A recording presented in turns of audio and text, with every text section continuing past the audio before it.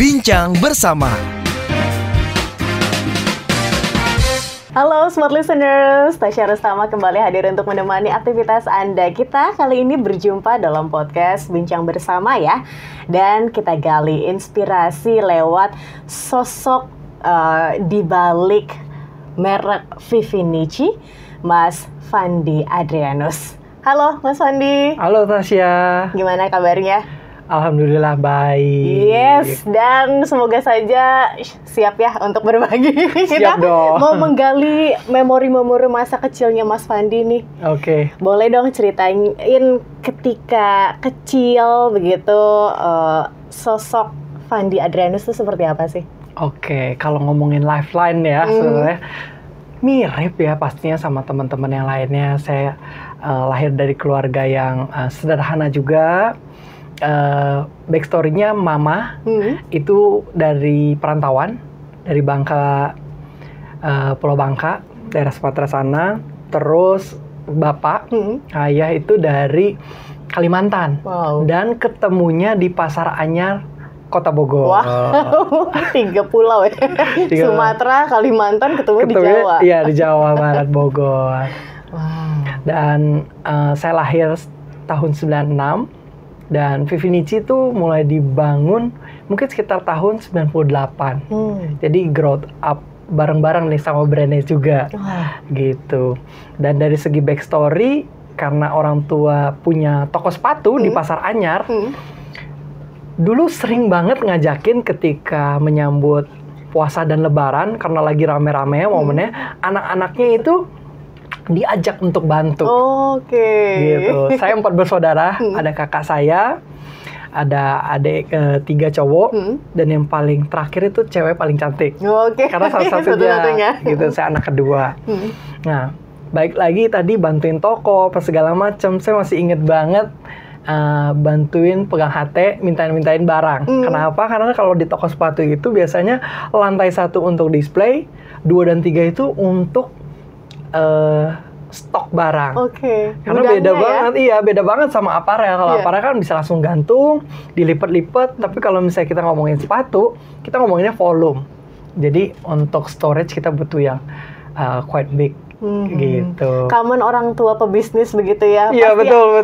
Anak-anaknya diboyong juga. Betul. Bantuin, ayo. Iya, tapi entah kenapa ya, dulu masih seneng sampai menimbulkan rasa memang mau bantu orang tua, gitu. Sudah secita-cita dari awal tuh mau bantu orang tua, mau ngembangin family business. Mungkin banyak gen alpha gitu ya yang mau berdiri di kedua kaki sendiri gitu, idealis. Tapi menurut saya ketika punya privilege itu, ya kenapa tidak dimanfaatkan resource-nya? Oke, yang pasti harus halal ya, harus halal itu. Kita mau fokus nih gimana Mama dan Papa Mas Fandi sendiri waktu itu menanamkan hal itu, karena ini kan nggak mudah ya. Ada banyak para pebisnis yang tadi juga sempat disinggung begitu kan, ketika menjalankan bisnis keluarga malah nggak mau, entah karena trauma kah atau karena mau membuktikan diri sendiri kah. Tapi Mama dan Papa seperti apa mengajarkan nilai-nilai bisnis itu? Bingung juga ya. Sebenarnya mereka tuh banyak ngebebasinnya. Tapi alhamdulillahnya anak-anaknya tuh di jalan yang benar semuanya gitu ya. Mungkin kekuatan doa nih. Betul, kekuatan doa itu nggak bisa dipungkiri juga. Dari segi spiritualitasnya juga memang mengimani di agamanya masing-masing seperti itu. Dan ya saya grow up sebenarnya seperti biasa aja. Tapi memang kalau dibilang dari segi pekerjaan gitu ya, saya punya mama itu yang lebih workaholic sebenarnya. Jadi Chinese family gitu ya. Jadi kita ngomonginnya usaha terus. Di kamar ngomongin usaha, di meja makan ngomongin usaha, dan di liburan pun ngomongin usaha. Dan itu udah hal yang lumrah sih kalau di keluarga kami gitu. Dan entah kenapa ya udah lebih banyak komunikasi tuh biasanya antara Koko dan juga Mama, yang keduanya juga sebenarnya mentor saya, gitu ya.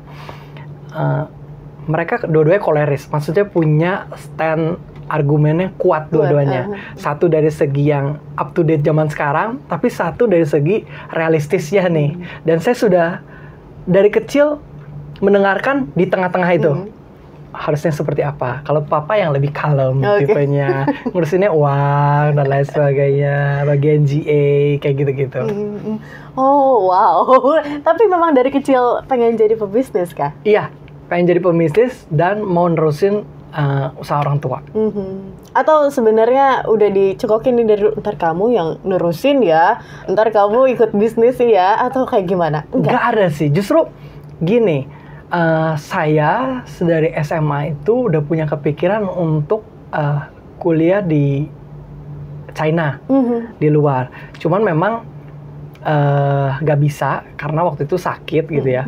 Di China itu ketika udah umur 17, 2 SMA aja itu udah cukup sebenarnya. Jadi memang saya udah planning nggak kelas 3 sih. Nggak kelas 3, langsung ke sana. Cuman memang karena sakit, jadi nggak jadi ke sana. Dan karena sakit itu, saya banyak dengerin lah meeting-meeting yang ada di perusahaan. Terus mereka ngomongin apa ya, saya catet. Yang pasti hadir aja. Gitu. Jadi ya saya udah terpapar lah dengan obrolan-obrolan mereka-mereka ini. Peaknya ketika ini waktunya saya pengen ambil alih, itu kapan? Ketika orang tua memang nggak bisa lagi, nggak mampu lagi. Jadi backstory memang lebih ke COVID ya. COVID itu mereka itu memang basic awalnya di retail, jualan, dagang segala macam. Vivinici sampai ada di tahap grow di department store. Kita sampai punya 60 store yang tersebar di Pulau Jawa. Ada di Jogja, Ramayana, Golden Truly, Citrus, seperti itu. Tapi ketika COVID, mereka udah nggak bisa keep up lagi nih. Nggak ngerti lagi harus jualan seperti apa. Padahal udah beli barang, stok buat lebaran, gitu ya. Tapi pemerintah bilang nggak boleh jualan. Saya ingat banget ketika COVID itu kita punya toko ya, itu ditutup-tutup kan, ditutup-tutup. Padahal orang mau belanja apa segala macem gitu. Jadi saya bilang, saya harus berkontribusi. Karena basicnya dulu saya ini bantuin di manufacture-nya, di pabriknya. Sebenarnya saya juga nggak bilang itu bener-bener pabrik ya, karena belum ada sertifikasi ISO dan lain sebagainya. Lebih ke bengkel, tapi lumayan banyak juga orangnya, sekitar 100-an gitu ya, home industry lah. Dan saya di situ banyak nangani masalah keuangan. Ada sedikit-sedikit nyelesin dan lain sebagainya.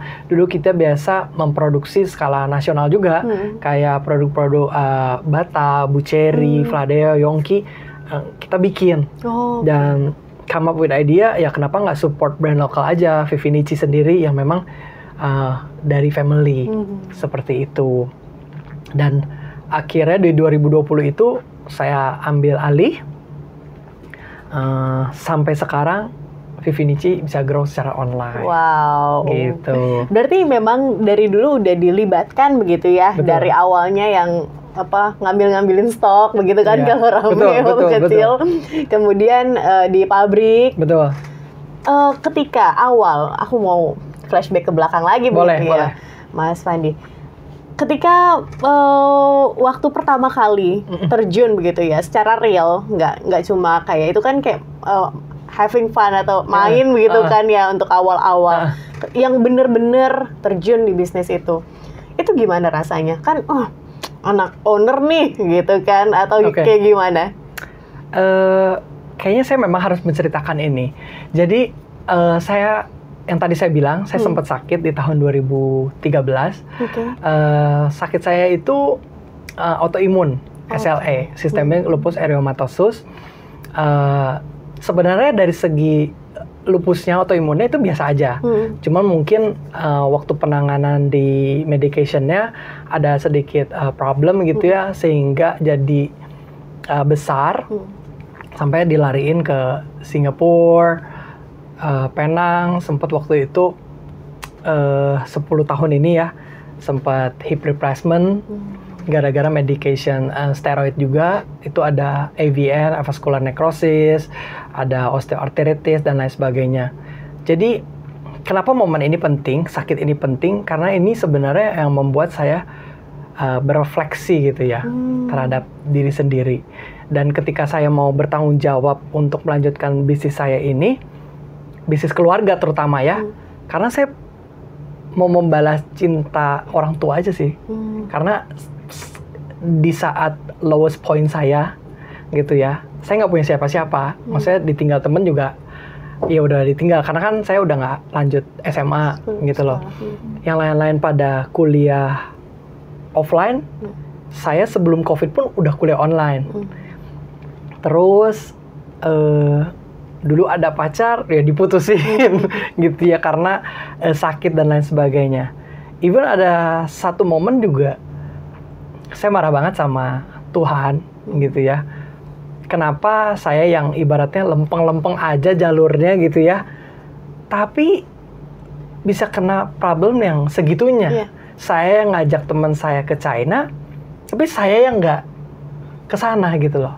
Tapi ketika saya merefleksikan perjalanan hidup saya, ya ternyata ya Tuhan sayang aja sih sama saya gitu. Dan ketika saya flashback lagi, Tuhan itu hadir melalui perantaraan keluarga terdekat, yaitu orang tua saya, kakak saya. Disitulah saya punya tanggung jawab lebih untuk ngeberesin nih permasalahan yang ada di family business. Karena kalau misalnya mau ngomongin pure family business gitu ya, pasti banyak banget hal yang repot banget dari segi legalnya, perpajakannya, silonya yang ada di dalam perusahaan. Itu benar-benar saya nyemplung gara-gara yaitu mereka tuh udah support saya di lowest point saya, dan inilah bentuk saya, kecintaan saya balikin rasa sayang saya ke orang tua. Wow, dari cinta ya sobat listeners, itu alasannya bisa grow sebesar ini, Vivinici. Betul. Oke. Oh, sorry to hear that. Jadi harus menggali lagi mungkin yang lama-lama. Gak apa-apa. Saya sudah berdamai ya. Saya sudah berdamai dengan sakit saya, karena sebenarnya justru itu saya bersyukur ketika saya kena sakit itu. Saya jadi orang yang lebih rendah hati lagi jadinya. Dan saya mensyukuri setiap momen-momen dalam kehidupan ini, gitu. Ya, harus butuh seperti itu kadang-kadang. Betul, ya, biar kita bisa sadar. Tapi ya tentu ketika itu mungkin tidak mudah ya. Tidak mudah. Nggak mudah banget. Tidak mudah sekali. Dan nggak semua orang bisa. Betul. Kan, Mas Fandi. Tapi akhirnya bisa all in. Betul. Di Vivinici itu gimana? Apa langkahnya? Langkahnya sebenarnya jadi privilege saya itu saya yang jualan. Jadi ketika saya memang basicnya di produksi itu, saya tuker sama orang tua support di produk ya. Karena gimana pun orang tua itu dengan pengalaman 30 tahun di industri sepatu itu matanya mahal. Bener. Matanya itu udah tahu customer itu seperti apa. Nah, karena orang tua itu udah nggak bisa jualan, part itu biar saya yang take care.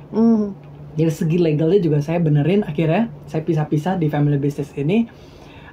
Orang tua jadi yang punya PT sendiri, saya jalanin ini punya PT sendiri, Koko punya PT sendiri.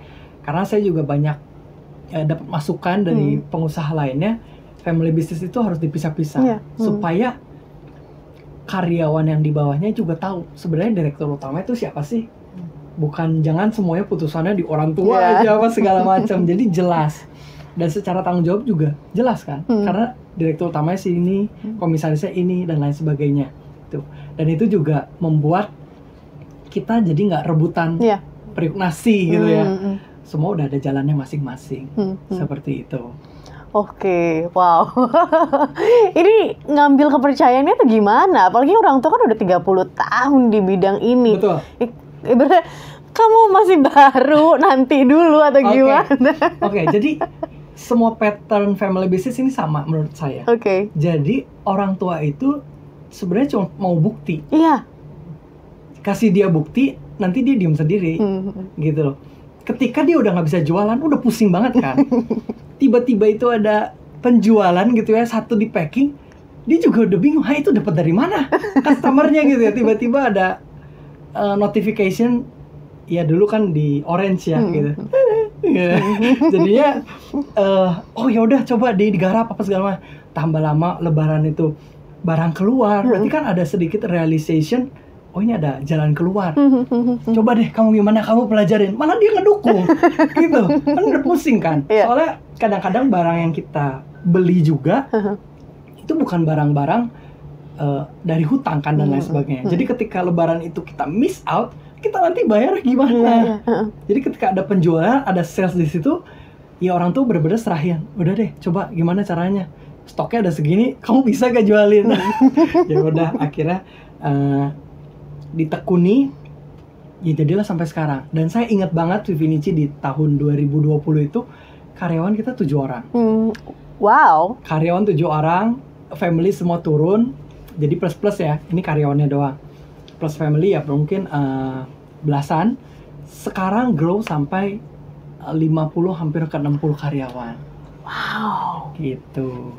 Wow, ini kan udah grow-nya bisa lebih dari 100% ya kalau untuk dari karyawan kan? Iya. Wow. Harus gitu. Dan memang mindset saya awalnya adalah saya nggak mau jadi pedagang aja, tapi benar-benar mau bangun usaha. Gitu. Jadi patternnya saya harus tidak berhenti di mentoring ayah, ibu, dan kakak doang. Tapi saya akhirnya di tahun 2023 itu salah satu tipping pointnya adalah saya gabung di komunitas pengusaha. Memang ada 2 yang saya ikuti. Salah satunya Entrepreneur Organization dan juga Business Network International BNI. Di situ dari segi mindset saya benar-benar terbuka banget gitu. Jadi mindsetnya bukan cuman di family ataupun lingkup karyawan, tapi another business owners. Gitu. Jadi perspektifnya oke, lo harus bikin strategi, bikin branding, marketingnya dibenerin gitu. Dari segi tim itu ya aset lo, bukan cuma biaya dan lain sebagainya. Kita grow together sama-sama. Dari segi keuangan, ya nggak bisa cuma nyimpan uang segala macam, itu ada mekanismenya loh. Ada nanti harus bayar pajak, ada nanti legal yang lain gitu, accounting, finance, tax, terus dan operationalnya juga ternyata setiap department gitu ada evolutionnya. Gitu di situ ya saya belajar banyak. Gitu. Oke, mengambil bisnis keluarga, Vivinici. Yes. Ini kan harus pelajarin lagi. Ini sebenarnya orang tua tujuannya kemana sih, begitu kan, ngebentuk brand ini tuh kemana sih? Nah, itu gimana prosesnya tuh, Mas Fandi? Kalau kita ngobrol mengenai baby boomers gitu ya, mereka nggak ada pemikiran yang deep banget gitu ya? mengenai itu. Waktu bikin brandnya tuh banyak. Sebenarnya banyak several brand ya, ada Vivinici, ada Montre Perez, ada Barcelois. Tapi namanya bangun brand ini kan butuh capital, butuh modal, budget gitu. Jadi kita naikin satu brand ini, dan yang memang yang kita push di 2010 ke atas itu ya Vivinici. Vivinici, dan memang kita fokusin ke sana. Dan memang pangsa pasar yang kita guide adalah wanita. Seperti itu. Vivinici sendiri dari mana asal namanya? Dan sebenarnya Vivi sendiri tuh nama orang tua saya. Tapi kalau Nici itu sebenarnya ide dari orang tua aja. Malah kalau misalnya konyolnya ya, backstory-nya itu mama tuh dapetnya dari angkot. Udah saya deep dive gitu, mama, ini Vivinici apa sih? Ya nama mama aja Vivi gitu loh. Nici ya kayak ke Eropa-Eropaan gitu. Karena dulu kan banyak yang pokoknya Paris, punya look apa memang selalu kesana. Jadi ya here it is. Inspirasi angkot ini. Inspirasinya dari angkot, luar biasa, tapi bisa mendunia ya. Karena kita tahu bahwa Vivinici ini salah satu sepatu lokal Indonesia, Smart Listeners, yang mampu show di Paris Fashion Week ya. Itu gimana ceritanya tuh, Mas Fandi? Jadi ini juga blessing dari yang di atas. Awalnya tuh kita approach memang untuk support di Jakarta Museum Fashion Week. Tapi dari local brand itu malah nawarin, mau gak support di Paris Fashion Week? namanya saya brand lokal gitu ya, denger Paris Fashion Week tuh udah cita-cita banget gitu loh.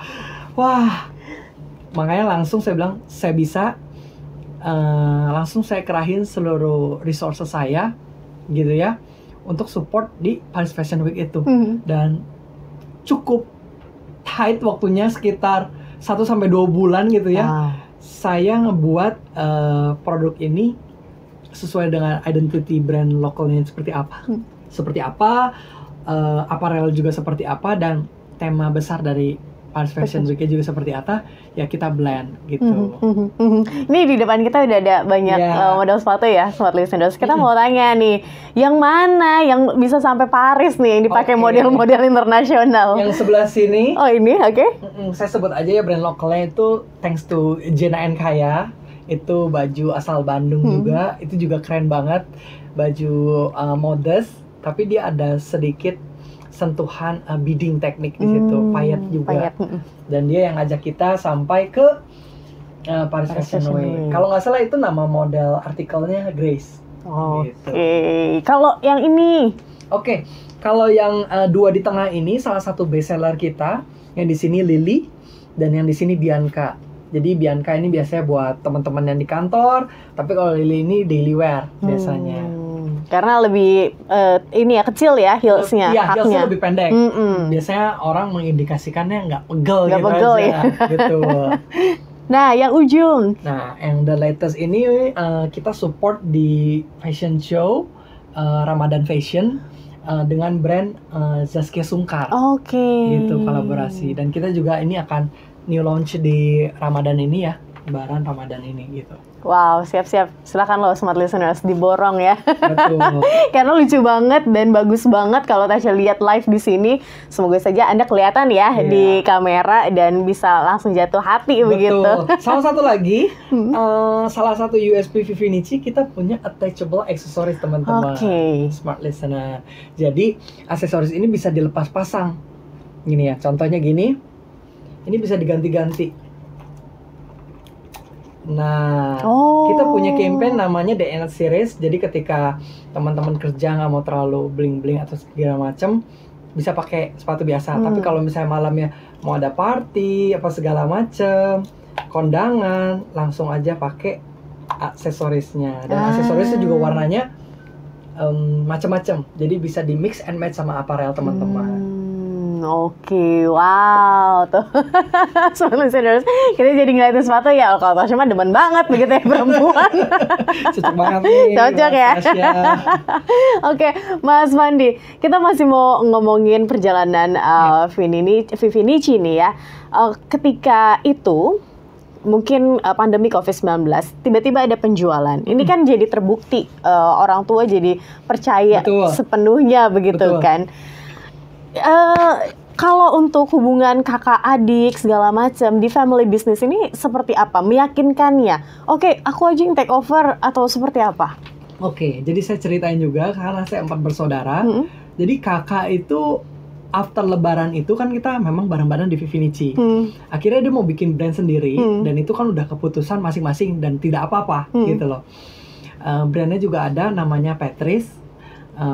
Kalau yang kami family business ini Vivinici, dan kita grow up sama-sama. Mungkin kalau teman-teman family business lainnya atau orang yang nggak kenal sama saya tuh tanya, kok mau sih jualan dengan produk yang sama, marketnya juga kadang-kadang sama. Tapi di family kami percaya bisa grow seperti Alfamart or Indomaret gitu loh. Jadi maksudnya kan sama-sama aja. Karena backstory dari saya punya family itu semuanya di industri sepatu. Jadi banyak several brand lokal yang grow up-nya bareng-bareng ketika di COVID. Gitu. Karena kami punya resource manufactured home industry itu, ya udahlah kita bantu. Karena memang ketika COVID itu sangat memukul banyak bisnis, usaha ya gitu. Jadi kita support juga family dan biasanya yang dilihat itu man behind the gun ya. Maksudnya orang siapa who-nya yang ada di perusahaan itu yang bisa grow ya grow, kalau enggak ya enggak gitu. Gimana sih orang tua bisa ini kan damai banget ya, Iya. enak gitu kan, Iya. asik kan ya.